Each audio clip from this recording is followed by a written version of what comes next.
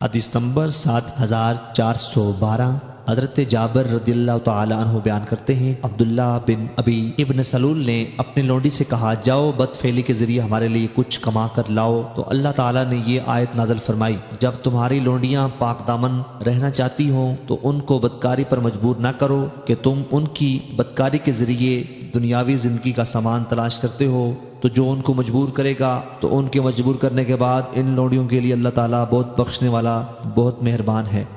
حدیث نمبر 7413 حضرت جابر رضی اللہ تعالیٰ عنہ سے مروی ہے کہ عبداللہ بن ابی ابن سلول کی ایک لونڈی کا نام مسیکہ اور دوسری کا نام حمائمہ تھا، وہ ان دونوں کو بدکاری پر مجبور کرتا تھا۔ ان دونوں نے نبی اکرم صلی اللہ علیہ وسلم سے اس کی شکایت کی تو اللہ تعالیٰ نے یہ آیت نازل فرما دی، جب تمہاری لونڈیاں پاک دامن رہنا چاہتی ہیں تو تم ان کو بدکاری پر مجبور نہ کرو، آخر آیت تک۔